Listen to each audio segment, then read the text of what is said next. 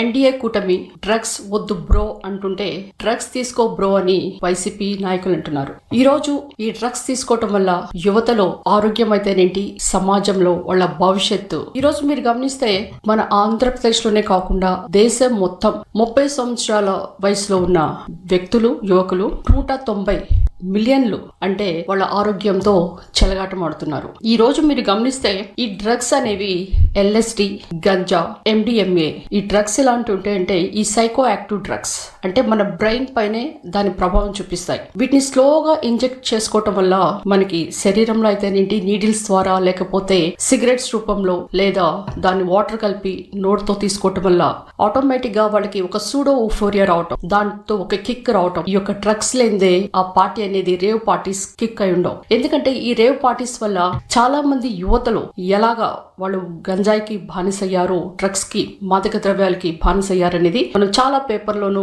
Direct గా TV channels లో కూడా చూసాం. చాలా మంది ఎవరైతే మరి ఈ డి అడిక్షన్ సెంటర్స్ కి వెళ్ళండి అని తల్లిదండ్రులు వాళ్ళు ప్రోత్సహిస్తే వాళ్ళు వెళ్ళకపోగా కనీసం మర్డర్స్ చేసైనా, ఎవరి దగ్గర కొట్టైనా డబ్బులు తీసుకొని అవి డ్రగ్స్ తీసుకుందే వాళ్ళు జీవించలేని పరిస్థితి. ఎప్పుడైతే మనం డ్రగ్స్ ని విత్డ్రా చేస్తామో వాళ్ళకి డెలీరియం ట్రిమ్మర్స్ అంటారు. అంటే ట్రిమ్మర్స్ అంటే చేతులు వణకటం. ఇలా స్టార్ట్ అయినప్పుడు వాళ్ళు ఒక సూడో యాక్టివ్ అయిపోయి వాళ్ళు ట్రిమ్మర్స్ తో వాళ్ళు సరిగా భోజనం కూడా తీసుకోక వాళ్ళు ఫిట్స్ తో బాధపడుతుంటారు. అంటే స్లోగా ఈ డ్రగ్స్ ని వాళ్ళకి అలవాటు చేసి కాలేజెస్ అయితేనేంటి, ఇంజనీరింగ్ కాలేజ్ ఎస్పెషల్లీ హాస్టల్స్ ఇవన్నీ టార్గెట్ చేస్తూ మరి ముఖ్యంగా ఈ యొక్క వైసీపీ విశాఖ జిల్లాకు సంబంధించిన student union president Pulagam Kondareddy అనే వ్యక్తి మరి ఆయన ఎంఎస్సి చదువుతూ లేదా ఎంబీఏ చదువుతూ మరి ఆయన ఒక పోస్ట్ గ్రాడ్యుయేషన్ చదువుతూ డ్రగ్స్ కి బానిసై ఆయన ఏ విధంగా ఈ రాజకీయవేత్తలకి డ్రగ్స్ సరఫరా చేశారో, మరి ఆయన జగన్ కి, అమర్నాథ్ రెడ్డికి ఏ విధంగా క్లోజ్,